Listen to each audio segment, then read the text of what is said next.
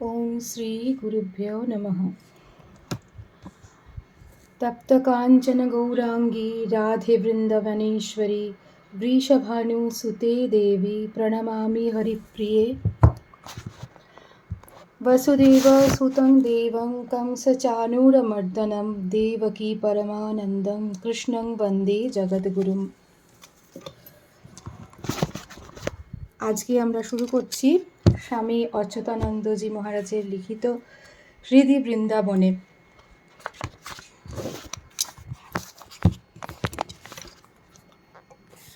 প্রকাশকের নিবেদন। সুনিপুণ লেখনীর সাহায্যে লেখক ভগবান শ্রীকৃষ্ণের বৃন্দাবন লীলাস্থলগুলির সজীব চিত্র অঙ্কন করেছেন। স্বামী অমিতানন্দ বৃদ্ধ বৈষ্ণব বাবাজির প্রভৃতির সঙ্গে সংলাপের মাধ্যমে লীলা ও লীলাস্থানের বর্ণনা এমন আকর্ষণীয় হয়ে উঠেছে যে তাতে একঘেয়েমির একটুও ছোঁয়া লাগতে পারেনি। লেখকের কল্পনা এই চরিত্রগুলিতে প্রাণ সঞ্চার করেছে। যে ভগবৎ লীলার কথা ও লীলাস্থলগুলির খুঁটিনাটি বৈশিষ্ট্য ও মাহাত্ম্য এই চরিত্রগুলির মুখে বর্ণিত হয়েছে তার মধ্যে কোনো তথ্য বিকৃতি নেই, অথচ এগুলি গল্পের ন্যায় সরস। ব্রজভূমির সঙ্গে যেরকম বিশ্বাস ও ঐশী দর্শন ইত্যাদির কথা জড়িত, ভাব সমৃদ্ধ সার্থক কল্পনার সাহায্যে অমিতানন্দ ও বৃদ্ধ বাবাজির উপলব্ধি বর্ণনা প্রসঙ্গে তার আভাস দেওয়া হয়েছে প্রবন্ধে। স্বামী অমিতানন্দ অকস্মাৎ ব্রজেশ্বরীর দর্শন পেয়েছেন তার হাত থেকে বস্ত্র ও শ্রীমুখের নির্দেশ, কিন্তু তখনও তাকে চিনতে পারেননি। অমিতানন্দের পেয়েও না পাওয়ার অপরিসীম বেদনা এই লেখায় পাঠক আস্বাদন করেছেন।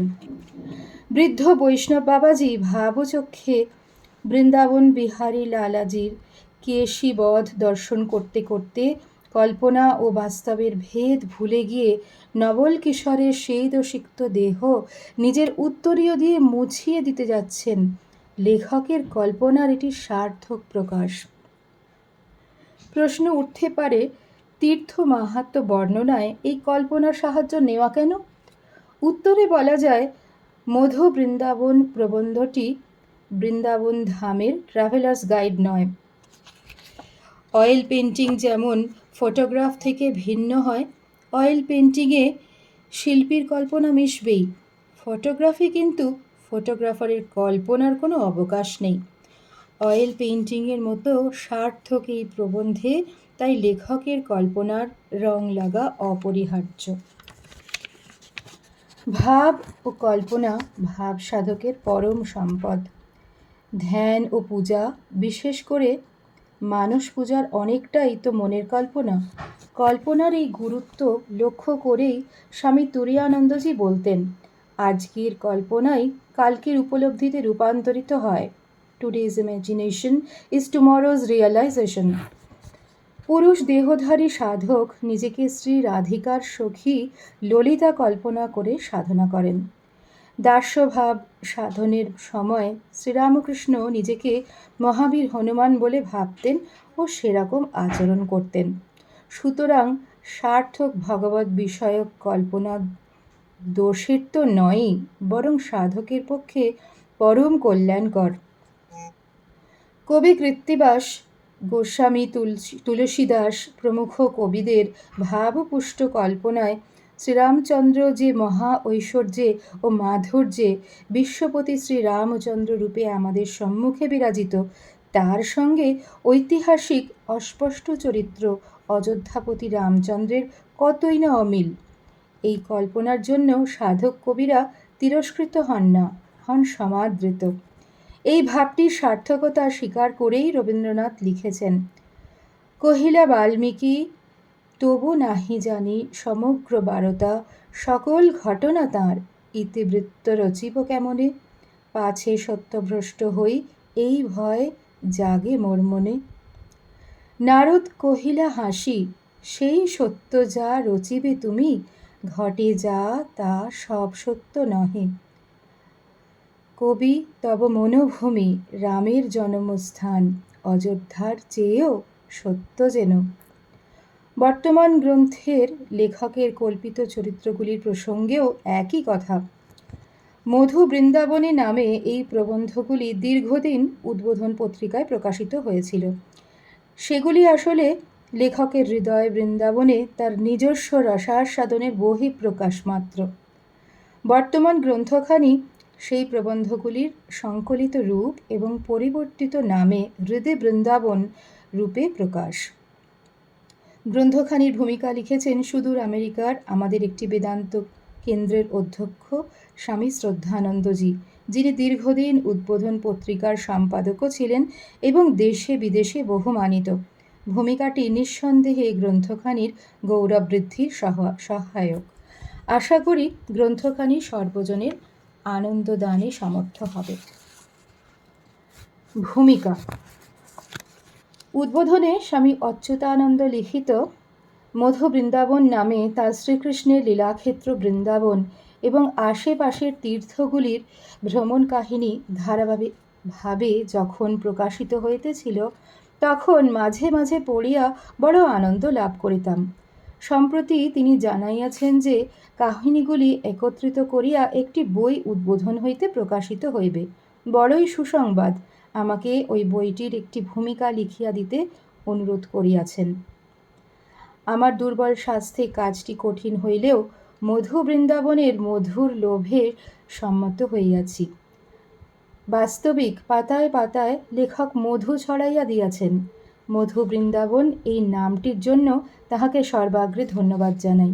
এই মিষ্টি নামটি কোন সূত্রে তাহার হৃদয়ে বাজিয়া উঠিয়াছিল তাহা জানি না।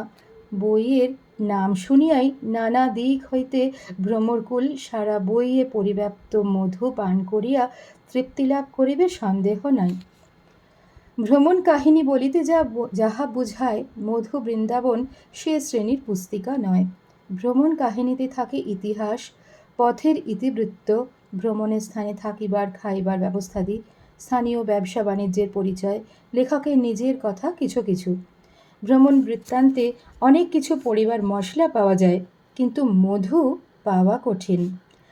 তার 4-5 পাতা পড়িবার পর, বিশেষত খাওয়া দাওয়ার পর চোখ ঝিমাইয়া আসে। মধু বৃন্দাবন লেখকের হৃদে বৃন্দাবনেরই বহিঃপ্রকাশ কাগজে কলমে।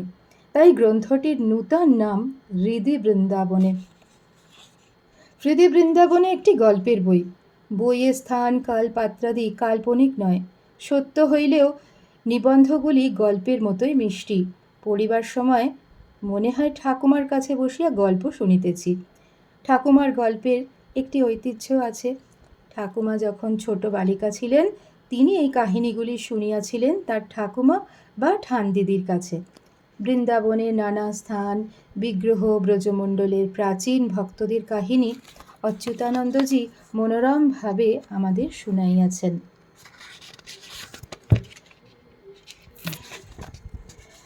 শ্রী চৈতন্যদেবের কথা আসিয়া পড়িয়াছে। তদ্ভক্ত সনাতন গোস্বামীদের কথা আসিয়া পড়িয়াছে। এই সব কথার কর্তৃত্বের মধ্যে লেখককে পাওয়া যায় না। তার নিজের আমি, ঠাকুমার ঠাকুমা প্রভৃতির উপর চাপাইয়া নিজেকে একজন শ্রোতার পর্যায়ে রাখিয়াছেন। বাহাদুরি কম নয়। মধু বৃন্দাবনের গ্রন্থরূপ হৃদে বৃন্দাবনে আমাকে যেরূপ আনন্দ দিয়াছে, প্রার্থনা করি এইরূপ আনন্দ আরও অনেকে লাভ করুন।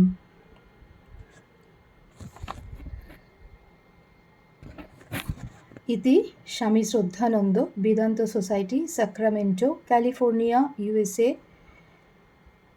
9 অক্টোবর 92। পূজনীয় স্বামী শ্রদ্ধানন্দজির লিখিত ভূমিকায় নামটি পরিবর্তিত করা হইয়াছে বাধ্য হইয়া, যদিও ওই নামেই প্রবন্ধগুলি ধারাবাহিকভাবে উদ্বোধনে প্রকাশিত হইয়াছিল। প্রকাশক। লেখকের কিছু কথা। ছাত্রজীবনের প্রারম্ভে যার প্রেরণায় জীবনে প্রথম একা একা তীর্থ দর্শনে বেরিয়েছিলাম, যার উৎসাহে প্রথম সেই ভ্রমণ কাহিনী লিখতে হয়েছিল, যার আশীর্বাদ স্নেহ শুভেচ্ছা আমার সারা জীবন জুড়ে, সেই রামকৃষ্ণ সংঘের প্রাচীন বরেণ্য সন্ন্যাসী শ্রী শ্রী মায়ের কৃপাপ্রাপ্ত সন্তান পূজ্যপাদ শ্রীমৎ স্বামী প্রেমেশানন্দজি আমাকে একখানি চিঠিতে একসময় লিখেছিলেন। আমার ইচ্ছা তুমি শ্রীরামচন্দ্রের ও শ্রীকৃষ্ণের দুটি জীবনী লেখো, যা সব বয়সের মানুষের কাছে গ্রহণীয় হয়। তাঁর কৃপায় এই লেখার শুরু। তাই প্রথমে পূজ্যপাদ প্রেমেশ মহারাজকে আজ স্মরণ করি।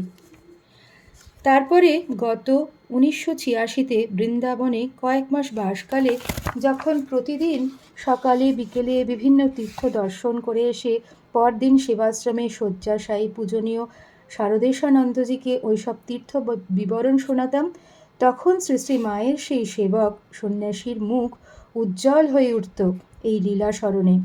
সেই সময় প্রতিদিন সকালে তাকে 1 ঘন্টা ভাগবত পাঠ করেও শোনাতে হতো। ওই ভাগবত পাঠ ও তীর্থভ্রমণ বৃত্তান্ত দুই শুনতে শুনতে তিনি একদিন আগ্রহ ভরে বলেছিলেন, সব ভালো করে দেখো, মনে রেখো, আর ওইগুলি ধ্যান করো। তাকে তখন আমি পূজ্যপাদ প্রেমেশ মহারাজের সেই পুরনো চিঠির কথা বলি। শুনে তিনি খুব উৎসাহিত করেন আমাকে। পরে আমার কয়েকটি লেখা ছাপা হলে তাকে তার সেবক পড়িয়ে শোনালে তিনি বলেন, খুব ভালো লেগেছে, একেবারে সমস্ত পূর্ব স্মৃতির উদ্দীপন হচ্ছে তাতে। এই উৎসাহ আমাকে অনুপ্রাণিত করেছে শ্রী বৃন্দাবন লীলা স্মরণ করে প্রবন্ধাকারে প্রকাশ করতে।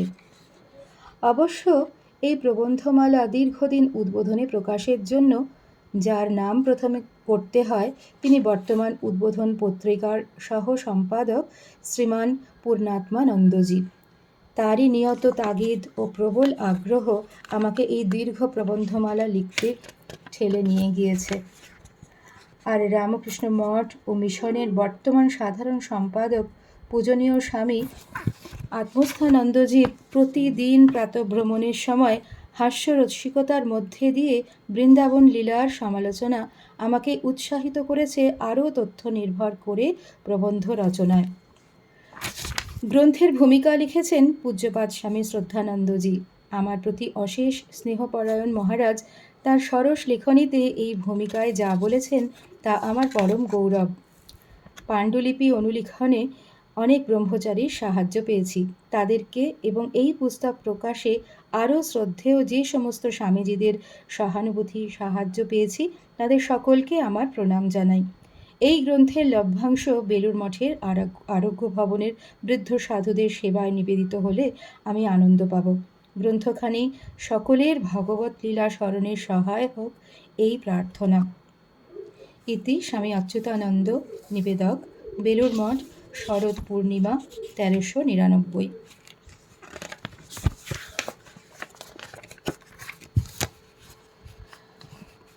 পরিক্রমার পথে এই জায়গাটুকু আমার খুব ভালো লাগে। বৃন্দাবনে যখনই যাওয়ার সুযোগ হয় নিত্যই একবার গোবিন্দজিকে প্রণাম করে এখানে চলে আসি। রাধাবাগ আর তাটিয়া স্থানের মধ্যেকার যমুনা পুলিনের এই অংশটুকু। গুরুকুল বিদ্যালয়ের মধ্যে দিয়ে যমুনার ধারে পরিক্রমার রাস্তা ধরে উত্তর দিকে কিছু দূর গেলেই এই জায়গাতে আছে 8-10টি অতি প্রাচীন কেলি কদম্বের গাছ। প্রায় রাস্তাটাকে ঘিরেই তারা রয়েছে। আশেপাশে কিছু প্রাচীন নিম ও জাম গাছও আছে। চেহারা দেখেই বোঝা যায় তাদের বয়স 100 বছরের বেশি। প্রায় রোজই এখানে এসে কিছুক্ষণ বসে থাকি। এ সময় যাত্রীর ভিড় নেই। আষাঢ়ের প্রথম সপ্তাহ। বৃন্দাবনের প্রচণ্ড গরম একটু কমেছে কদিন উপরি বৃষ্টির ফলে। আজও আকাশ কালো। কেলি কদম্বের গাছে প্রচুর কদম ফুল এসেছে। এই ফুল ঠিক বাংলাদেশের কদম ফুলের মতো আকারে বড় নয়, আর গন্ধ অত উগ্র নয়, কিন্তু হয় প্রচুর। সমস্ত গাছ ভরে উঠেছে ছোট ছোট কদম ফুলে, মিষ্টি গন্ধে চারিদিক ভরপুর। নানা জাতের পাখিরা এসে ওই ফুল ঠোকরাচ্ছে। মৌমাছির শব্দ ও পাখির ডাকের আওয়াজ ছাড়া আর কোনো শব্দ নেই। কালিন্দীর কালো জল এখনও তার রূপ পাল্টায়নি। দূরের গ্রাম থেকে গরুর পাল যমুনা পার হয়ে চলে আসছে। পেছনে তাদের একটি কালো রাখাল ছেলে, চুলে সাদা কাপড়ের ফেটটি, কোমরে শুধুমাত্র কৌপিন, হাতে লাঠি আর রূপোর বালা। স্বচ্ছন্দচারী কয়েকটা ময়ূর, দুটো ময়ূরীর পাশে পাশে ঘুরছে পেখম তুলে। পাখায় পাখায় বিরাট সৌন্দর্য মেলে ধরে। অদ্ভুত পরিবেশ, খুব ভালো লাগছিল। মনের অতলে ডুব দিয়ে ভাবছিলাম, সবই তো ঠিক সেই যুগের মতো। শুধু যদি সেই কালো রাখাল ছেলেটি থাকতো, মাথায় ময়ূরের পাখা আর হাতে লাঠির বদলে যদি বাঁশি থাকতো। ভাবনার ছেদ পড়ল একটা দুরাগত উদার কণ্ঠের গীতধ্বনিতে। সুরটি জানা, কিন্তু শব্দটি বুঝতে পারছিলাম না। ক্রমশ কাছে আসায় বুঝলাম কেউ একজন গাইতে গাইতে এই পথেই আসছেন। ও নীল যমুনার জল, বল রে আমায় বল, কোথায় ঘনশ্যাম, কোথায় গেলে পাবো তারে, আমার কৃষ্ণ সে শ্যামল। গলাটা চেনা মনে হলো। স্মৃতির জগতে শুরু হলো তোলপাড়। কার গলা, কে এ গায়ক? ইতিমধ্যে গায়কও সামনেই এসে গিয়েছেন। ক্ষীণকায়, দীর্ঘ শরীর, শ্যামলা রঙের এক যুবক। এক মাথা রুক্ষ চুল, দাড়ি গোঁফে জঙ্গলে ঢাকা মুখে শিশুর সরলতা, চোখে উদাস দৃষ্টি। হাত দুটি ওপর দিকে তুলে গাইতে গাইতে আসছিলেন। আমি গাছের আড়ালে বসেছিলাম বলে সম্ভবত আমায় এতক্ষণ দেখেননি। এবারে একেবারে সোজাসুজি সামনে এসে পড়ায় আমার সঙ্গে তার চোখাচোখি হলো। গান থেমে গেল। থমকে দাঁড়িয়ে পড়লেন বাবাজি। হাঁটু পর্যন্ত সাদা কাপড়, গলায় একটা চাদর ঝোলানো, তার ফাঁক দিয়ে শুধু পৈতেটা দেখা যাচ্ছে। তুলসীর মালা, তিলক কিছুই নেই। আমি সঙ্গে সঙ্গেই চিনেছি, কিন্তু শ্রীমানের আমায় চিনতে একটু সময় লাগলো। যখন আমায় দেখেছে আগে, তখন আমারও মাথায় মুখে ছিল চুল দাড়ির জঙ্গল। এখন সব কামানো, পরিষ্কার পরিচ্ছন্ন বেশ। তাই বোধহয় একটু বিস্ময়ে স্তম্ভিত ভাব। সেই আমি আর এই আমি একই লোক কি না? আমার মুখে চাপা হাসি তার সংকোচ ও বিস্ময়ের আবরণ সরিয়ে দিল। লাফিয়ে এসে উত্তরাখণ্ডী কায়দায় সে আমার হাঁটু দুটো স্পর্শ করে বললে, আরে দাদা, আপনি এখানে? কবে নামলেন উত্তরকাশী থেকে? কোথায় আছেন? কেমন আছেন? আমি তার হাত ধরে পাশে বসিয়ে বললাম, ভাই, তোর এতগুলো প্রশ্নের উত্তর দিতে অনেক সময় লাগবে। তার আগে তুই বল, সেই যে উত্তরকাশীর নচিকেতা তালের পথে শেষ দেখা, তারপরে আর কোনো খবরই দিলি না? দুষ্টু হাসি হেসে শ্রীমান বলল, খবর আবার কিসের? কায়া প্রাণৈ না সম্বন্ধ, তা সাধুর সঙ্গে সাধুর সম্বন্ধ। বলেই আমার হাঁটুতে হাত দিয়ে আবার বলল, রাগ করবেন না স্বামীজি, এটা আপনার কাছেই শোনা বেদান্তের কথা, একেবারে গুরুমারা বিদ্যে। ধমক দিয়ে থামিয়ে দিলাম। খুব হয়েছে, খবর দিবি না তো তা জানতাম, তবে এদিকে কদিন? তুই তো বলেছিলি মহাবন পর্যন্ত ঘুরেছি, কিন্তু বৃন্দাবন যাইনি। কেন যেন ইচ্ছে হয়নি। আমার মুখের কথা কেড়ে নিয়ে সে বলল, হ্যাঁ, আর তার উত্তরে আপনি যা বলেছিলেন সেই কথাই আমাকে টেনে এনেছে এই বৃন্দাবনে। আপনি বলেছিলেন, প্রেম নগরী ব্রজভূমি হ্যায়, যাহা ন যাওয়ে কোই, যাওয়ে তো জিয়ে নেহি, জিয়ে তো বাওরা হই। বৃন্দাবন প্রেমের লীলাক্ষেত্র। সেখানে কারোর যাওয়া উচিত নয়, কারণ যদি কেউ যায় সে আর বেঁচে ফিরবে না। প্রেম সমুদ্রে ঝাঁপ দেবে সে, আর যদি বেঁচে যায় তবে সে পাগল হয়ে যাবে, কৃষ্ণ প্রেমে উন্মাদ হবে। তাই তো দেখতে এসেছি কেমন সে বৃন্দাবন। এবারে উঠেছি রমন রেতিতে রাধা টিলার কাছে, এই পরিক্রমার পথেই।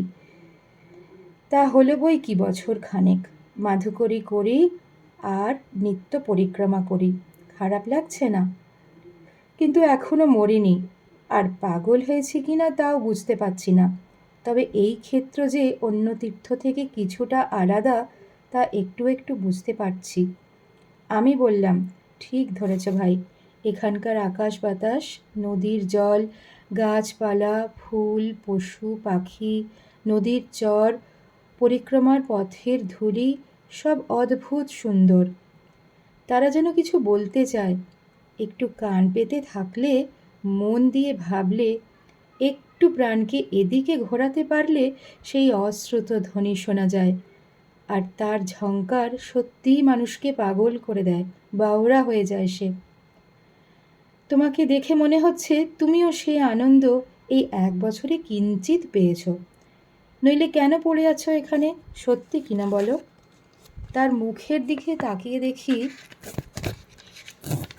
সে সামনের যমুনার দিকে এক দৃষ্টে তাকিয়ে, তার চোখের কোণে জল। হঠাৎ চাপা স্বরে সে গেয়ে উঠল, প্রীতি বৃন্দাবনে আমারই কারণে সর্বনাশা বাঁশি বেজেছে এবার। তারে জানি না, তবু যে ভুলি লোক লাজে, পাগলিনী ধাই অভিসারে তার। প্রমত্ত উজান মন যমুনায় লুকাইয়া বাঁশি ডাকে, সখী আয়, প্রতি অঙ্গ মোর কানু ক্ষুধাতুর। সে কানু কেন গো দূর, এত দূর? স্তব্ধ হয়ে গেল কণ্ঠ তাঁর। আকাশ থেকে বড় বড় জলের ফোঁটা পড়তে লেগেছে। তার চোখেও তখন জলের বন্যা। আমার দুটো হাত ধরে উঠে দাঁড়িয়ে অমিতানন্দ ধরা গলায় বলল, চলুন দাদা, আজ আর এ পথে যাওয়া হলো না। সব মাটি করে দিলেন আপনি। কেন যে এমন সুরসুরি দিলেন? বৃষ্টি এসে গেল, কাছাকাছি কোথাও আশ্রয় নেওয়ার দরকার। উঠে দাঁড়ালাম। সে প্রায় আমার হাত ধরে টেনেই নিয়ে চলতে লাগলো। আমার কানে তখনও লেগে আছে সেই গানের সুর, মন সুরের আবেশে আচ্ছন্ন। সে কানু কেন গো দূর, এত দূর?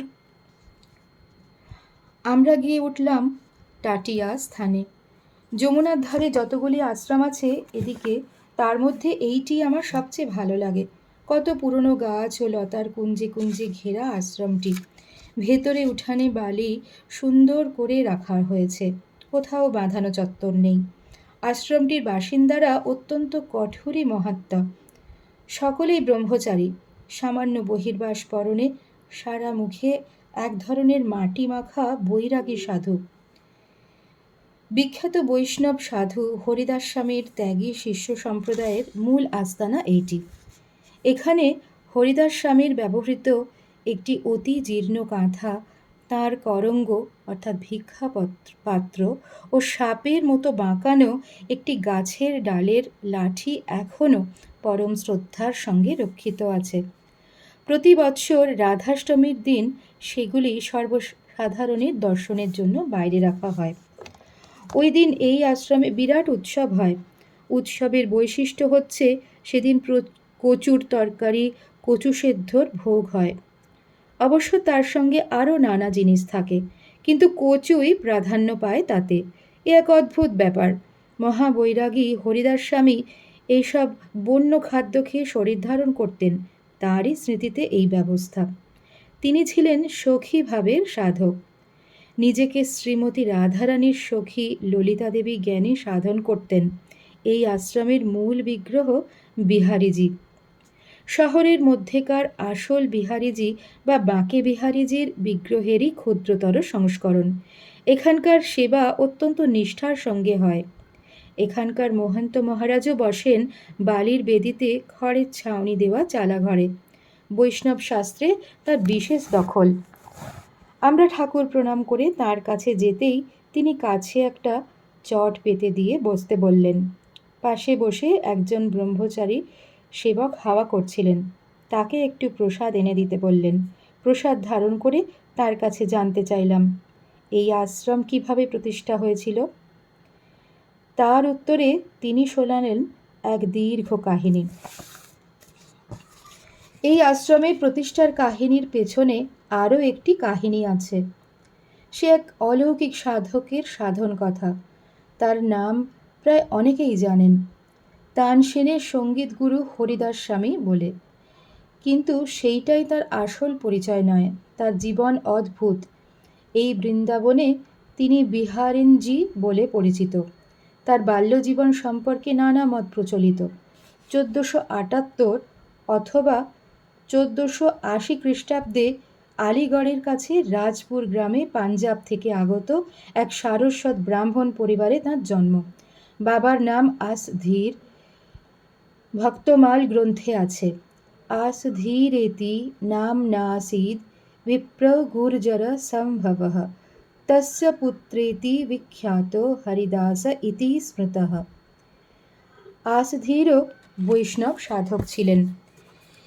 তিনিও বৈরাগ্য অবলম্বন করে বৃন্দাবন চলে আসেন। পুত্র হরিদাস অল্প বয়সে বিবাহ বন্ধনে আবদ্ধ হন, কিন্তু সংসারের দিকে ছোটবেলা থেকেই তার মন ছিল না। কিছুদিনের মধ্যেই স্ত্রী বিয়োগ হয়। তারপরে তিনিও চলে আসেন সংসার ত্যাগ করে বৃন্দাবনে ও পিতার কাছেই দীক্ষা নিয়ে সে সময়ের পরম বাঞ্ছিত নিত্য রাসস্থলী নিধুবনে থেকে সাধন ভজনে ডুবে যান। তার সাধনের উপায় হিসেবে তিনি নিজেকে শ্রীমতী রাধারানীর সখী ভাব আরোপ করে ভজন করতেন। সেই সময়ে তিনি একজন খুব উঁচু দরের সঙ্গীতজ্ঞও ছিলেন, তবে তার ভজন সবই ভক্তি সাধনার অঙ্গ ছিল। আকবরের সভা গায়ক বিখ্যাত তানসেনজিও তার কাছে সঙ্গীত শিক্ষা করেন। তার সাধনপন্থীদের নাম সখী সম্প্রদায়। হঠাৎ পিছনের চাদরে আমার টান পড়ল, আর কানের কাছে শ্রীমানের ফিসফিস আওয়াজ, দাদা উঠুন, এর কাহিনী শেষ হতে অনেক দেরি, বাকিটা শোনাবো অন্যজনের কাছেই নিধুবনে। অগত্যা রাধে রাধে বলে বিদায় নিতে হলো। পথে নেমে এসে দুজনে আবার হাঁটা দিলাম শ্যাম নিকুঞ্জ নিধুবনের পথে। অতঃপর নিধুবন, হরিদাস স্বামীর সাধন ক্ষেত্র। নিধুবন বৃন্দারণ্যের শ্যামলীলা নিকুঞ্জের শ্রেষ্ঠতম ক্ষেত্র। প্রাকৃতিক শোভায় অপরূপ স্থানটি। ছোট ছোট প্রাচীন কুঞ্জ, অসংখ্য সবুজ লতা মণ্ডপের মাঝে মাঝে যাতায়াতের সরু পথ। চারিদিকে উঁচু প্রাচীর ঘেরা এই নিধুবন শ্যামরাইয়ের নিত্য রাসস্থলী। অমিতানন্দ বাবাজি আমাকে প্রায় টানতে টানতেই এখানে এনেছে। পথে ডান দিকে ছেড়ে এসেছি শ্রী রাধারমণ মন্দির, শেঠদের মন্দির। কোনো প্রশ্ন করলেই বলেছে, এখন এসব মন্দিরের প্রসঙ্গ নয়, পরে হবে। আজ এক চিন্তা, শ্রী হরিদাসকে স্বামী শ্যাম কুঞ্জবিহারী ছাড়া অন্য কথা নয়। নিধুবনের প্রধান প্রবেশদ্বারে বিশাল দরজার সামনে দাঁড়িয়ে সে বলল, দাদা, এবার ঝোলাঝুলি এই পাশে বসা দারোয়ানের জিম্মায় রেখে দিন, নইলে নিধুবনের কুঞ্জগলিতে বাঁদরের হাতে সব যাবে। তার কথা মতো তাই করে এক পা এগোতেই আবার বাধা।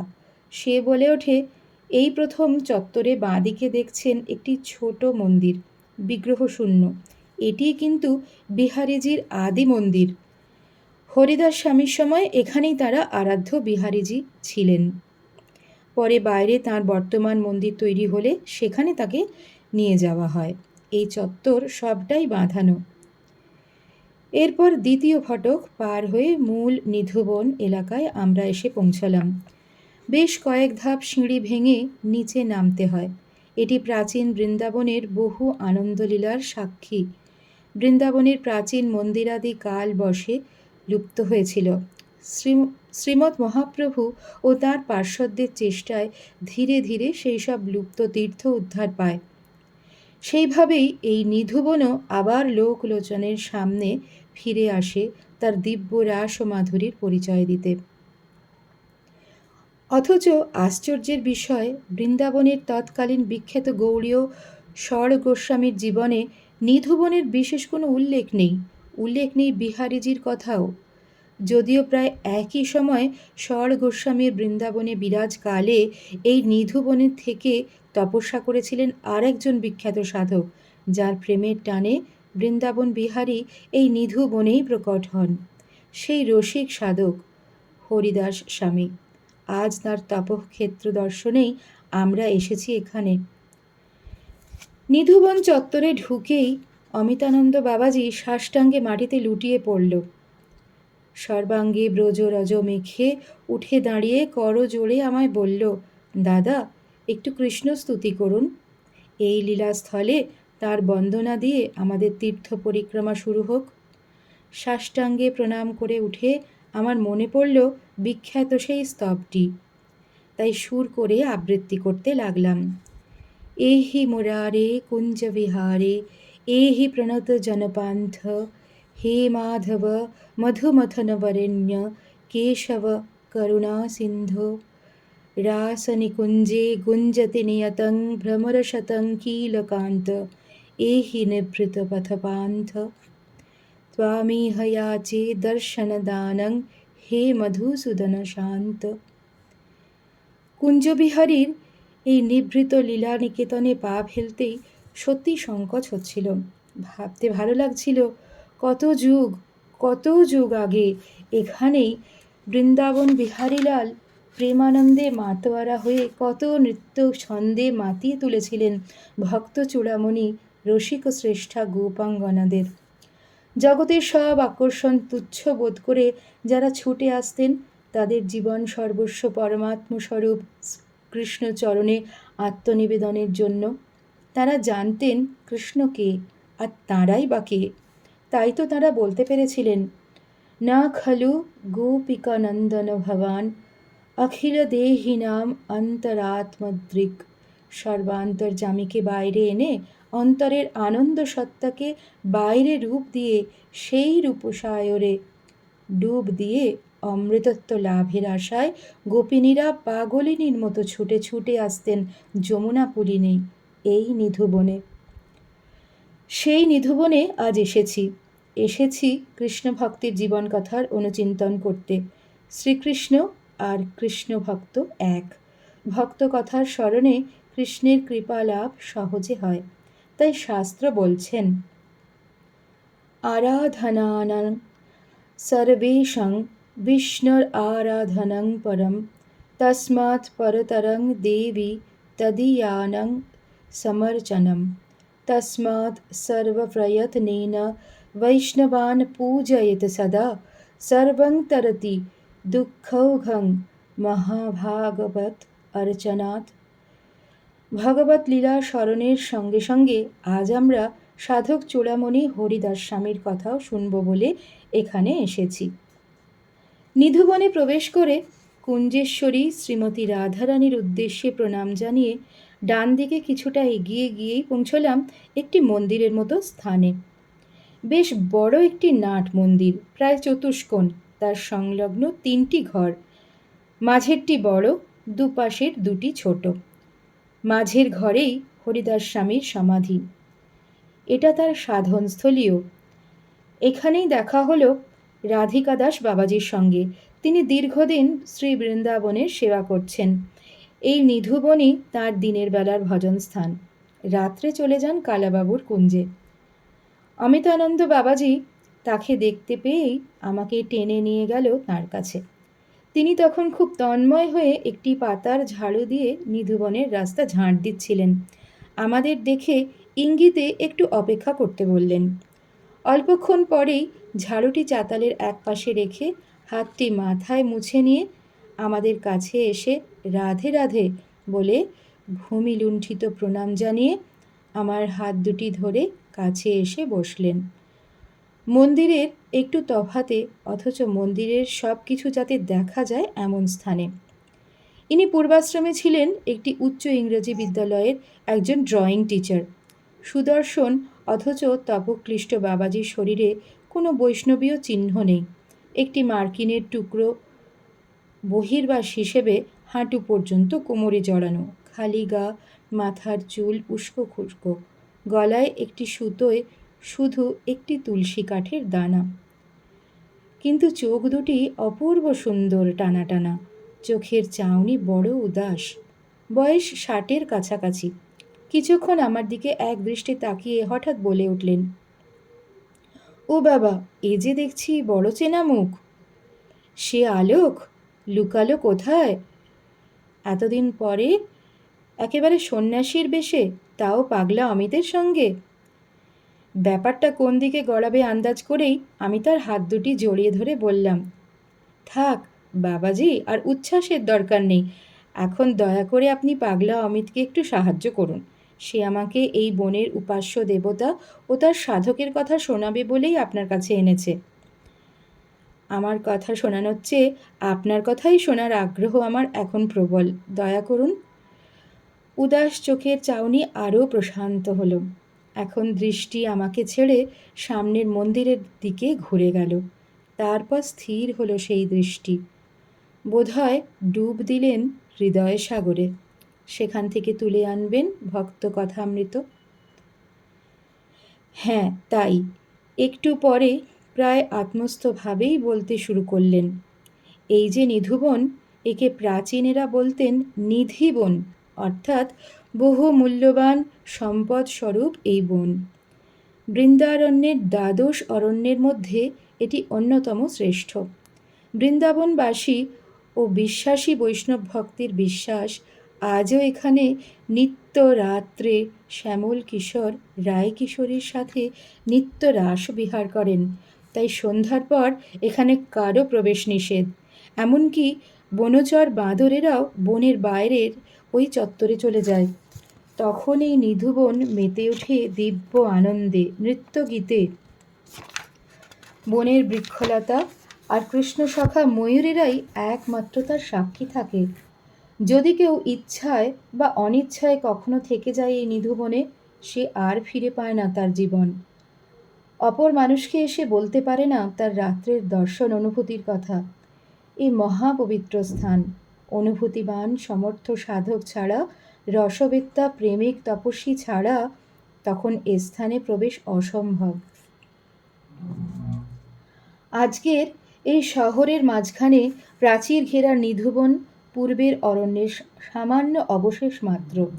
প্রায় ৫০০ বছর আগের এই বনাঞ্চল ছিল গভীর অরণ্য। ঘর বাড়ি মন্দির রাস্তা কিছুই তখন এরকম ছিল না। ছিল অপূর্ব শোভা সৌন্দর্যময় অরণ্য, তমাল কদম্ব গাছে ঘেরা অসংখ্য লতা বেষ্টিত কুঞ্জাবলী।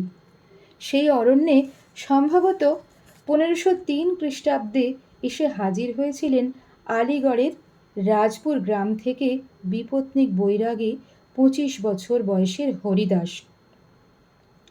এখানে এসে বাবার কাছেই বৈষ্ণব ধর্মে দীক্ষা নিয়ে গভীর সাধন ভজনে তিনি ডুবে যান।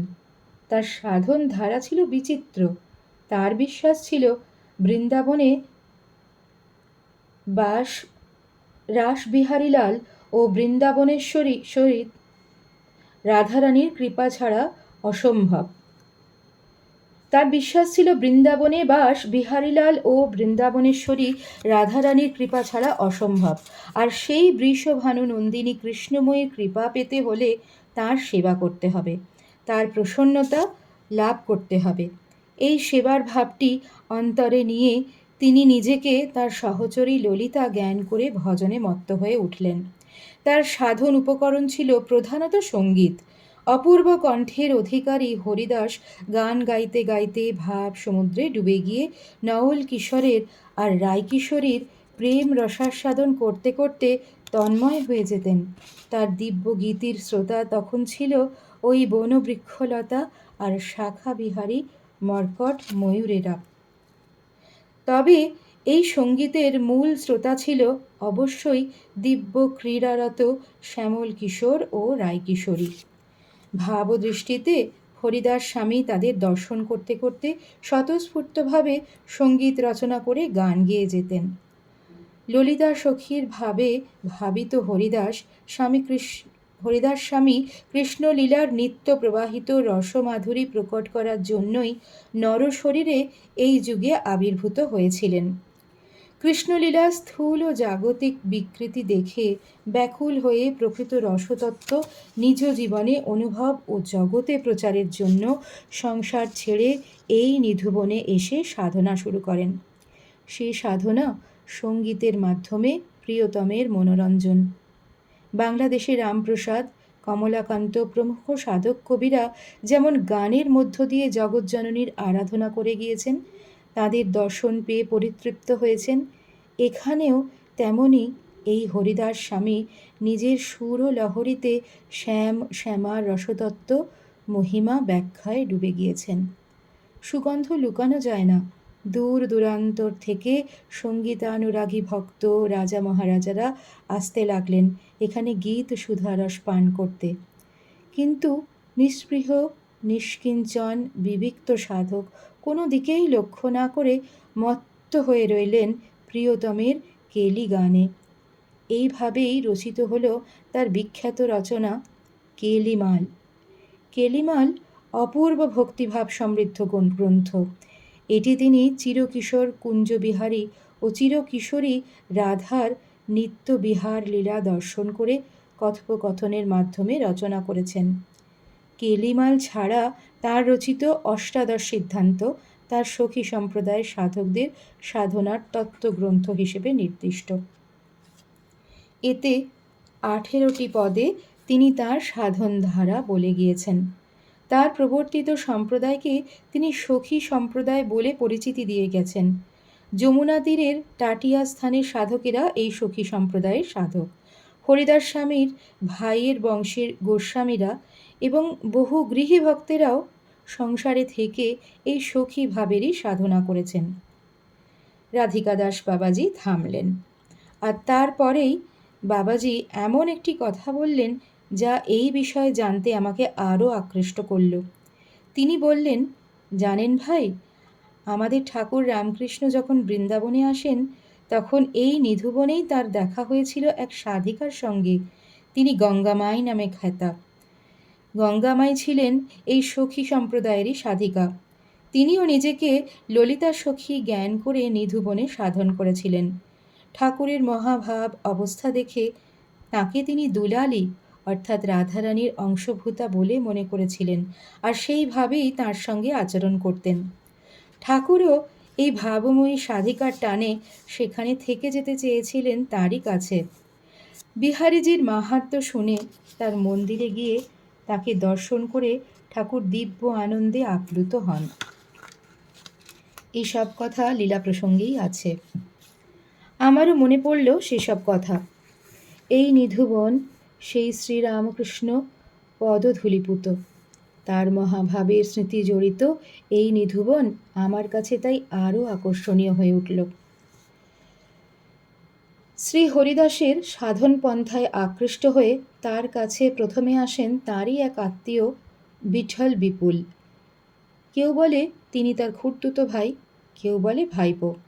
যাই হোক, তিনি তার প্রথম শিষ্য। সাধনায় তিনিও খুব উচ্চস্তরে উঠেছিলেন। তিনি একদিন হরিদাস স্বামীকে বললেন, আপনি যে প্রিয়া প্রিয়তমের সাধনা করছেন তাদের সাক্ষাৎ দর্শন কি সকলের হয় না? উত্তরে গুরু বললেন, সময় হলেই হবে। এর বেশ কিছুদিন পরে এক সন্ধ্যায় হরিদাসজি তার প্রিয় শিষ্যকে ডেকে বললেন, আজ বড় শুভ দিন, আজ কার জন্মদিন জানো? শিষ্য বললেন তার জানা নেই। উত্তরে হরিদাসজি বললেন, আজ তোমারই জন্মদিন। 1572 সংবৎ অর্থাৎ 1515 খ্রিস্টাব্দ এর অগ্রহায়ণ মাসের শুক্লা পঞ্চমী তিথি, আর এই শুভ দিনে তোমার প্রার্থিত সেই ইষ্টমূর্তির রূপ যা তুমি দেখতে চেয়েছিলে তা তোমার সামনে আবির্ভূত হবেন। এসো, এই নিধুবনের নিভৃত নিকুঞ্জে আমরা তাকে প্রাণ মন দিয়ে স্মরণ করি। এই বলে তাকে নিয়ে হরিদাসজি নিধুবনের উত্তর পূর্ব কোণে একটি কুঞ্জের কাছে গিয়ে আসন করলেন। ধীরে ধীরে তানপুরাটি হাতে তুলে নিয়ে ক্রমে ভাব সমুদ্রে ডুবে গেলেন। দর বিগলিত অর্ধনিমীলিত নেত্রে রোমাঞ্চিত কলেবরে সুর মূর্ছনায় ভরিয়ে দিলেন চতুর্দিক। স্বরের আরোহ অবরোহের সঙ্গে সঙ্গে উপস্থিত দু একজন মাত্র ভক্ত শ্রোতা ও বিঠল বিপুলজি আনন্দে বিহ্বল হয়ে উঠলেন। সমগ্র নিধুবন কি এক অনাস্বাদিত আনন্দের স্রোতে ভেসে যেতে লাগল। নিস্তব্ধ নিথর বিশ্ব চরাচরে যেন ওই সুরের তরঙ্গই শুধু খেলে যেতে লাগল। অকস্মাৎ সেই সুর ও সমুদ্র মথিত করে লতা মণ্ডপের এক পাশে প্রকাশিত হলেন এক জ্যোতির্ময় বিগ্রহ, পরস্পর নিবিড় আলিঙ্গনে আবদ্ধ। কালো মেঘের কোলে জ্যোতির্ময়ী সৌদামিনীর মতো কৃষ্ণ অঙ্গে শ্রীমতী রাধারানীর যুগল বিগ্রহ সেখানে আবির্ভূত হল। হরিদাসজি ভাববিহ্বল পুলকিত কণ্ঠে গেয়ে উঠলেন, ভাইরো সহজ জোরি প্রকট হই, গৌর শ্যাম ঘন দ্যামিনী জৈসে, অঙ্গ কি অঙ্গ উজরাই सुधराई चतुराई ऐसे। श्री हरिदास के स्वामी শ্যামকুঞ্জ বিহারী সম বৈসে বয়সে। গান শুনে শ্রী বিগ্রহের মুখে হাসি ফুটে উঠল।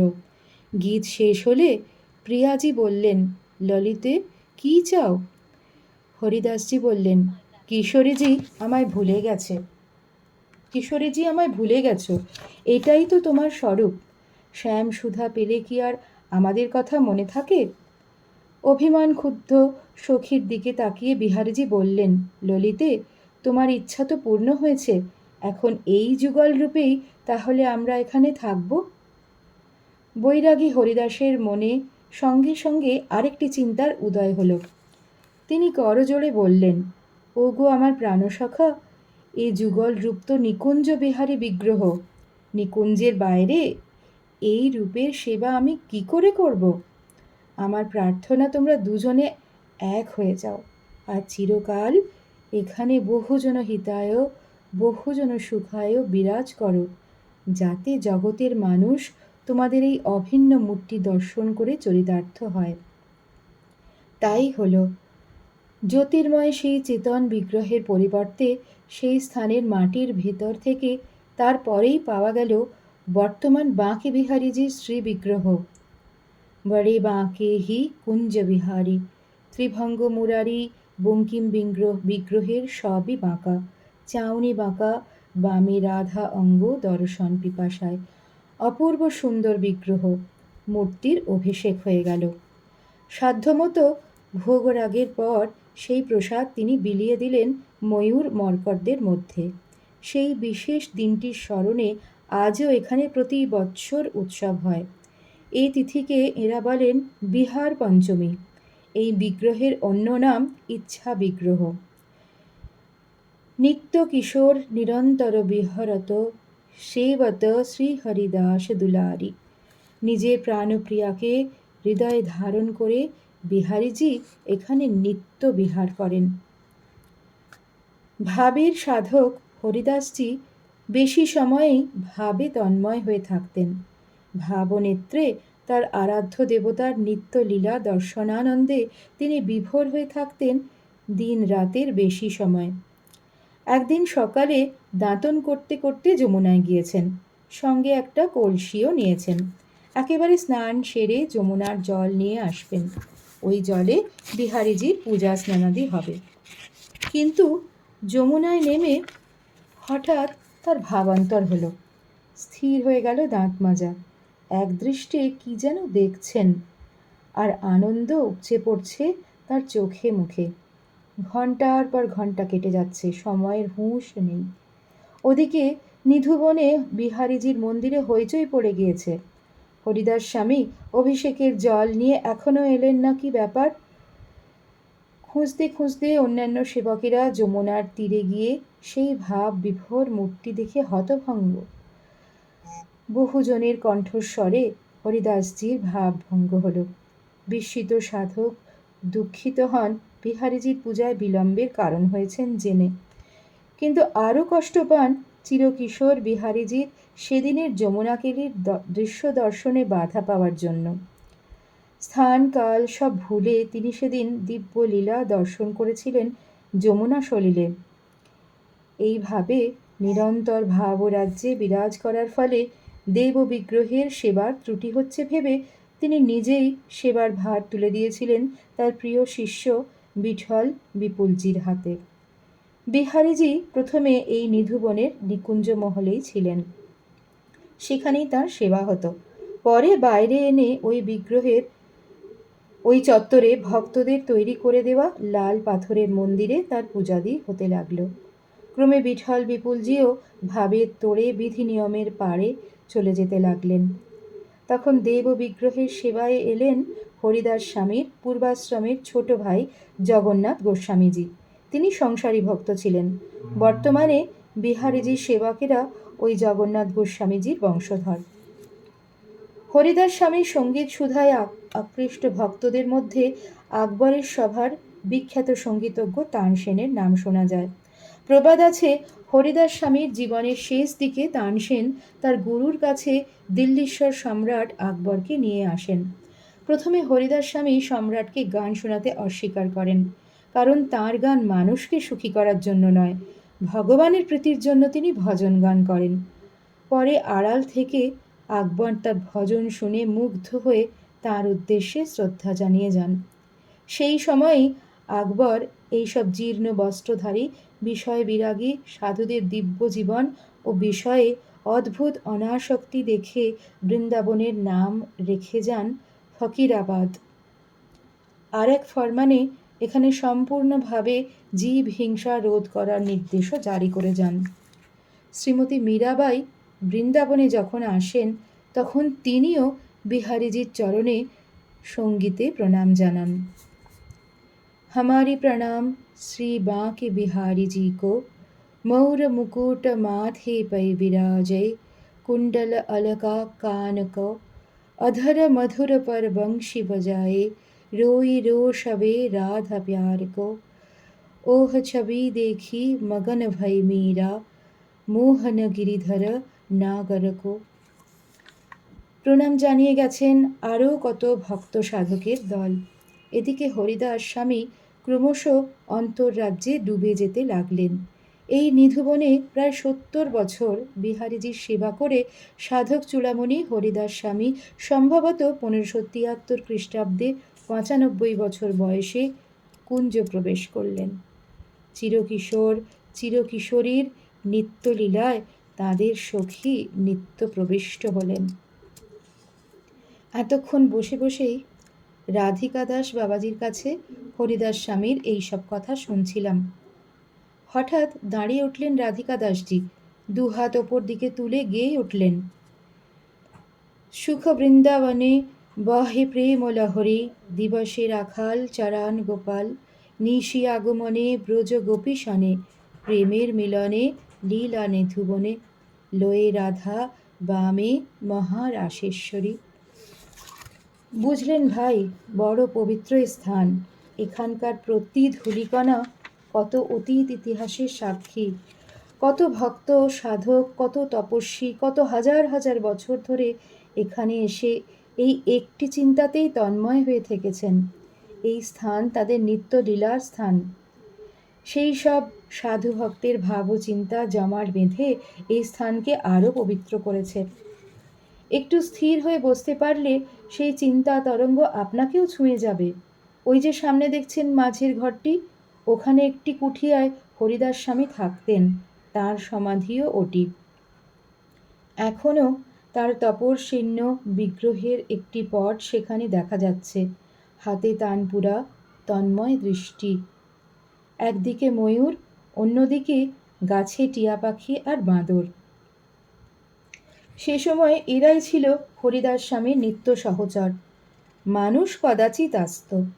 এখনও বিহার পঞ্চমীতে তাঁর চিত্রকে সখী বেশে সাজিয়ে চতুর্দোলায় চাপিয়ে মধ্যাহ্নে নিধুবন থেকে বর্তমান বিহারীজির মন্দিরে আনা হয়। ওই দিন বিঠল বিপুলজির জন্মোৎসবও হয়। আর যেখানে বিহারীজি প্রকট হয়েছিলেন সেখানে বসে বিরাট সঙ্গীত সম্মেলন। ভারতবর্ষের বড় বড় গাইয়েরা আসেন হরিদাস স্বামীর স্মরণে তাদের সঙ্গীতাঞ্জলি নিবেদন করতে। হরিদাস স্বামীর সমাধির দুই পাশে আরও দুটি ঘর আছে, বিঠল বিপুলজি ও জগন্নাথ গোস্বামীজির সমাধি। কথা শেষ করে আবার গাইতে গাইতে বাবাজি এগিয়ে চললেন নিধুবনের সেই প্রাকট্য স্থান দর্শন করাতে। কণ্ঠে আবার সুরের পসরা, সুন্দর লালা নন্দ দুলালা নাচত শ্রী বৃন্দাবন মে। গাইতে গাইতে এবারে বাবাজি সত্যি সত্যি হেলে দুলে নাচতে নাচতে এসে হাজির হলেন নিধুবনের একেবারে উত্তর পূর্ব কোণে। এখানে কিছুটা জায়গা একটু পরিষ্কার, তারই মাঝে একটি লাল সিমেন্টের ছোট বেদি, একটু হেলান দেওয়ার মতো পেছন দিকে দেওয়াল তোলা। এখানে এসে একেবারে সাষ্টাঙ্গে মাটিতে পড়ে গড়াগড়ি দিতে লাগলেন বাবাজি আর গাইতে লাগলেন, রাধা কৃষ্ণ এক তনু হুয়ে, নিধুবন মে यो रंग मचाई, विश्वरूप जो भगवान सोही, লীলা করত বৃন্দাবন মে। এই সেই স্থান। ভক্তের সুরের আরতিতে আকুল হয়ে এখানেই ভগবান আবির্ভূত হয়েছিলেন শরীর ধারণ করে। এই হল শ্রী বিহারীজির প্রাকট্য ভূমি।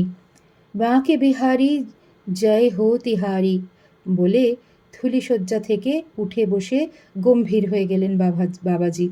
আমরা প্রণাম করে উঠতেই বাবাজি দেখালেন একটু উত্তরে আরেকটি ছোট পাকা ঘর।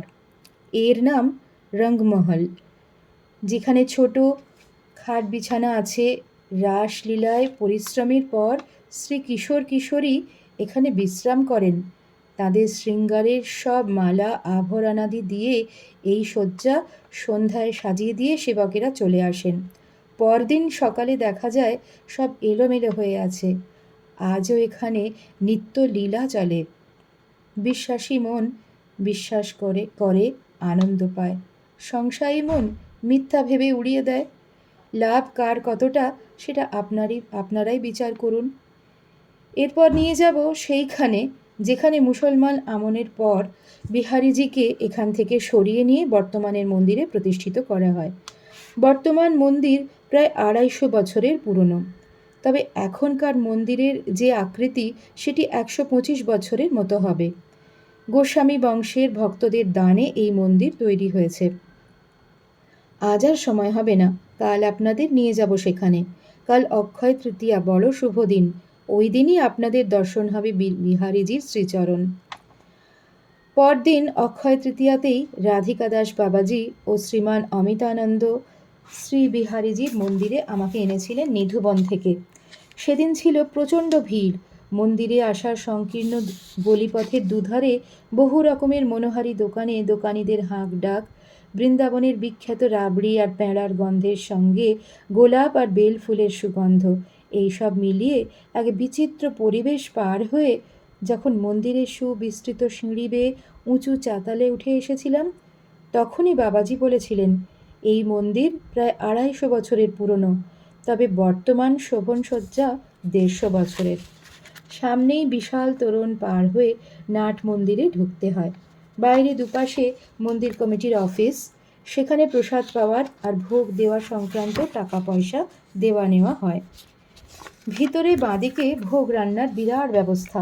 সবই দেশি ঘিয়ের তৈরি জিনিস নিবেদন করা হয়, ডালডা জাতীয় কিছু দেওয়া হয় না। সেদিন মন্দিরের প্রচণ্ড ভিড়ের কারণ ছিল শ্রী বিহারীজির পূর্ণ বিগ্রহ ও শ্রীচরণ দর্শন লাভের সুযোগ। অক্ষয় তৃতীয়াতে শ্রী বৃন্দাবনের সমস্ত মন্দিরেই দেব বিগ্রহের সর্বাঙ্গ শ্বেত চন্দনের প্রলেপে ঢেকে দেওয়া হয়। ব্যতিক্রম একমাত্র এই শ্রী বাঁকে বিহারীজি। সেদিন তাঁর শরীরের সমস্ত সাজ পোশাক খুলে দিয়ে অনাবৃত ঘন মেঘবরণ শরীর আর তার সঙ্গে বঙ্কিম ভঙ্গিতে পরস্পরের সঙ্গে সংযুক্ত চরণ যুগল দেখতে পাওয়া যায়। বছরে ওই একদিনই বিহারীজির চরণ যুগল দেখবার সৌভাগ্য হয়। অন্য দিনগুলিতে কোঁচা দিয়ে তা ঢেকে রাখা হয়। ওই দিন শুধু একখানি সাদা চাদর কাঁধের দুপাশে ঝুলিয়ে দিয়ে পীতবসনের কোঁচাটি 2 পায়ের ফাঁকে এমনভাবে রাখা হয় যাতে চরণদ্বয়ের পূর্ণ দর্শন হয়। বছরের ওই একটি দিন দুর্লভ শ্রীচরণ দর্শনের জন্য প্রচণ্ড ভিড় হয় এখানে। আমিও সেদিন ওই কালো চরণ প্রাণ ভরে দর্শন করেছিলাম খুব কাছ থেকে। শ্রী বিগ্রহের বাঁ পাশের রেলিংয়ে শরীর যতটা ঝুঁকিয়ে দেওয়া যায় সেইভাবে, তবে ভিড়ের চাপে সেদিন বেশিক্ষণ থাকা সম্ভব হয়নি। তাই আজ আবার এসেছি, সঙ্গে শুধু অমিতানন্দ। সে আজ আমাকে পরিচয় করিয়ে দিয়েছে মন্দিরের জনৈক সেবায়েত গোস্বামীজির সঙ্গে। তিনি এদিনের পালাদার। আমাকে রামকৃষ্ণ মঠের সাধু জেনে খুব আগ্রহ করে একেবারে রেলিংয়ের প্রান্তে শ্রী বিগ্রহের খুব কাছে নিয়ে গিয়ে তিনি বললেন, স্বামীজি, এই বিগ্রহ স্বামী হরিদাসজির সেবা বিগ্রহ। এখনও যেন তিনিই সেবা করছেন, এইভাবেই সেবা পূজা করা হয়। আমরা তার ভাই জগন্নাথ গোস্বামীজির বংশধর। এখন বহু ঘর আমাদের হয়ে গিয়েছে, কিন্তু সেবা পূজা ঠিক এক নিয়মে চালাতে হচ্ছে। শ্রী বৃন্দাবনের প্রাচীন বিগ্রহগুলিকে, যা ভগবান শ্রীকৃষ্ণের প্রপৌত্র ব্রজনাভের তৈরি বলে কথিত আছে, সেই গোবিন্দ, গোপীনাথ, মদনমোহন, কেশবদেব, শ্রী হরিদেব, বলদেব, সাক্ষী গোপাল ও শ্রীনাথজি। মুসলমান আমনের অত্যাচারের আশঙ্কায় বহুকাল যাবৎ শ্রী বৃন্দাবনের বাইরে সরিয়ে নিয়ে যাওয়া হয়েছিল। একমাত্র সেই কালেই যিনি প্রকট হয়েছেন সেই বাঁকে বিহারীজি বৃন্দাবনে রয়ে গিয়েছেন। পূর্ব পূর্বোক্ত দেব বিগ্রহগুলি যেমন সনাতন, রূপ, পরমানন্দ ভট্টাচার্য প্রমুখ সাধকের ভক্তিতে পুনরাবিষ্কৃত হয়েছিল ভূগর্ভ হতে। এই বিহারীজিও প্রায় ওই সময়েই নিধুবন থেকে প্রকট হন হরিদাস স্বামীর সাধনায়। সুতরাং প্রাচীনত্বের বিচারে বিহারীজির বিগ্রহ পূর্ব উল্লিখিত বিগ্রহ তালিকারই সমসাময়িক। পরে জগন্নাথ গোস্বামীজির গৃহস্থ বংশধরেরা এখানে শ্রী বিগ্রহকে নিয়ে আসেন, কারণ নিধুবনের রাসস্থলীর প্রকাশ্য স্থানে ওই বিধর্মীদের হাত থেকে বিগ্রহকে রক্ষা করবার জন্যই গোপন স্থানে তখন সরিয়ে নিয়ে রাখা হয়। পরে বিপদ কেটে গেলে এই মন্দিরে তাকে প্রতিষ্ঠা করা হয়। এখন এই বিগ্রহের বিশেষত্ব লক্ষ্য করুন। মূল বিগ্রহ ছাড়াও তার বাঁদিকের নিচের বেদিতে একটি ছোট্ট বিগ্রহের মতো দেখতে পাচ্ছেন। দেখা যাচ্ছে শুধু মুকুট মাত্র। তারও বাঁ পাশে একটু নিচে একটি প্রাচীন পট। এই পটটি হরিদাস স্বামীর তৈলচিত্র, বহু প্রাচীন রাজস্থানী মিনিয়েচার পেন্টিংয়ের অপূর্ব নিদর্শন। পটটি একটু বিগ্রহের দিকে মুখ ফেরানো অবস্থায় রাখা, যেন তিনি তার প্রাণপ্রিয় কিশোর কিশোরী শ্রীরূপ সর্বদা দর্শন করছেন। আর এখানকার পূজা বিধিতেও আছে, যা কিছু ভগবানকে নিবেদন করা হয় সব কিছুই আগে এই পটে স্পর্শ করিয়ে তবে দেবতাকে অর্পণ করা হয়, যেন হরিদাসজি সব কিছু বিহারীজিকে নিবেদন করছেন। এর পরে লক্ষ্য করুন তার ডান পাশের মুকুটের প্রতীকটির দিকে। এটি হচ্ছে ব্রজেশ্বরী রাধারানীর প্রতীক। ওই মুকুটের নিচে রয়েছে একটি 2 ইঞ্চি ব্যাসার্ধের গোমুখী আকৃতির শিলা। এটি আসলে রাধাযন্ত্র। ওই শিলার উপরে মনে হয় জ্যামিতিক রেখায় রাধাযন্ত্র আঁকা ছিল। এটি নিয়েই সম্ভবত হরিদাস স্বামী সাধন করতেন। বহু প্রাচীন এই যন্ত্রশিলাটি। এর উৎপত্তি সম্পর্কে বর্তমান সেবায়েতরা কেউ কিছু বলতে পারেন না। ওই যন্ত্রশিলাটিকে ভেলভেটের গদির মধ্যে একটি গর্ত করে তার ভিতরে রাখা হয়। তারপর ওই ভেলভেটের গদির উপর ঘাগরা পরিয়ে মাথায় মুকুট দিয়ে রাধারানীর প্রতীক রূপে সাজিয়ে বিহারীজির বাঁ দিকে রাখা হয়। বিহারীজিকে যেমন দিনে দিনে 2 বার আতর সেবা করা হয়, তেমনি এই রাধাশিলাকেও আতর সেবা করা হয় 2 বার। আর সবচেয়ে যা অদ্ভুত তা হলো এর শয়ন পদ্ধতি। দুপুরে ও রাত্রে বিহারীজির শয়নের সময় এই শিলাটিকে তুলে নিয়ে বিহারীজির বুকের ওপর রাখা হয়। রাধা কৃষ্ণ এক তনু হয়ে যায় তখন। স্বয়ং পরমা শক্তি পরমাত্মার হৃদয়ে অধিষ্ঠিতা হলেন। এই ধারা হরিদাস স্বামীর সময় থেকেই চলে আসছে।